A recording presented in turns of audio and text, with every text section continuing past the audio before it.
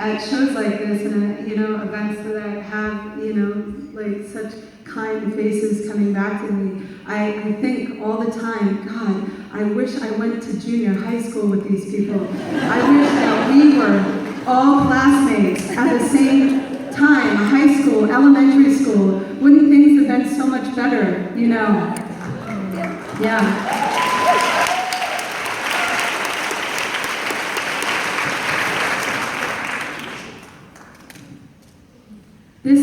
That last story leads into this a little bit.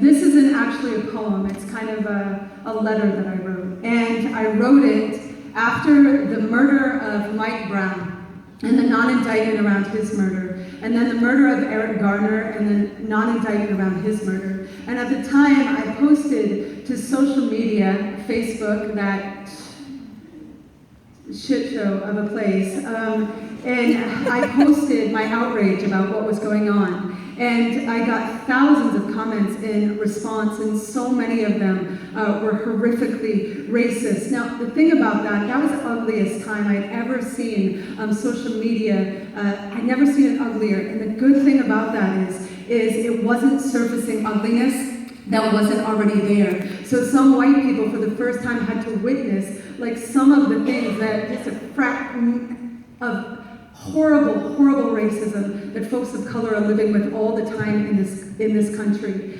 And for a moment during that time when all these comments were coming in, and I recognized that a lot of them were coming in from queer white people. And I thought, how? Like how? And also some queer white folks that had for years been coming to my performances. And so I had to really fucking unpack and check my responsibility as a person with the privilege, a white person, with the privilege of a microphone in front of me night after night for years, what I choose to talk about, what I don't choose to talk about, that anybody could ever come to a show of mine and walk out without me speaking directly to this is just not fucking acceptable. So in the spirit of attempting some sort of healthy dialogue with people leaving racist comments on my Facebook page, and in the spirit of understanding that it should never, ever be the responsibility of people of color to educate white people about white privilege and white supremacy.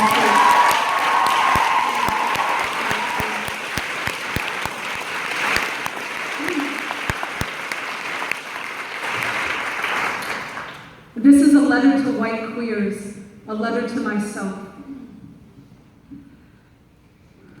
Another black man has been murdered in our streets, and I am white as a ghost, haunting my own grief, thinking, who am I to feel grief?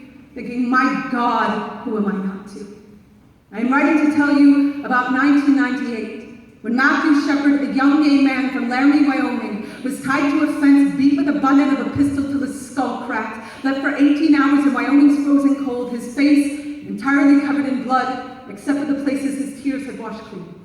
I'm writing to tell you I was in a coffee shop in Seattle holding my love's hand when I heard the news. The grief tsunami from my eyes immediately down to my knees. I could feel them buckle, each one of them, like a Bible belt snapping around the neck of an 18-hour scream. On the street outside the coffee shop, I could feel my last bit of unburied faith reach for the shell in the dugout grave of my chest. I could feel my own mother kissing Matthew's forehead in a hospital where she knew even the doctor's God was rooting for a flat line. For weeks I couldn't look at anyone I loved, without imagining hate crushing their spines into a powder that would be snorted at a party after a football game. 4 months prior, James Bird Jr., a black man from Jasper, Texas, had been chained to the back of a truck, dragged for 3 miles along the concrete, conscious the entire time till his head was severed, and his remains were found in 81 separate places along the side of the road. I'm writing to tell you that I do not remember where I was or how I felt when I heard that news. For a lot of our community, 1998 was the year only Matthew Shepard died. I'm writing to tell you I've been spending a lot of time thinking, who are my people? What determines whose death will storm my chest, will flood my eyes, will make me want to burn down a city and pray with every ounce of my winded grace that more than the smoke will rise. Last year, an older gay man in my neighborhood shot himself in his head in his own bed, after his family refused to attend his funeral, refused to collect his belongings. The mattress was hosed off, tossed in the backyard, and his house was foreclosed. I heard a rumor that the house was going to sell for an incredible deal. I immediately imagined flocks of straight people going on and on about how his grave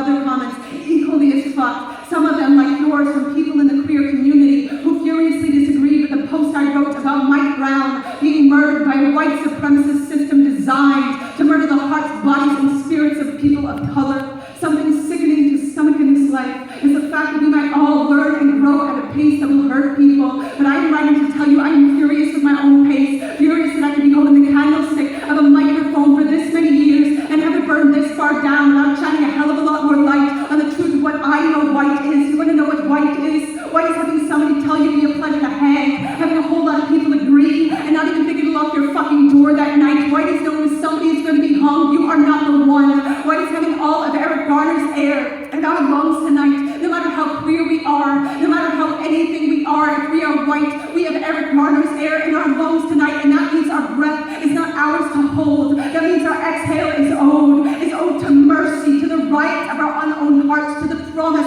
that if we weep and fight and tear down the fucking sun for, will not only be our own faces in the mirror, to the knowing that we can never ever be married to apathy without wearing the rings of the fucking poplar tree, when our country is still lynching and still calling the hung body shade, when our country is right now rolling a red carpet from the blood that pours, and people are dying for us to notice our footsteps are red. Our silence is not a plastic gun. It is fully loaded. It has lethal aim. It is 1998 and James Byrd Jr. is not yet dead.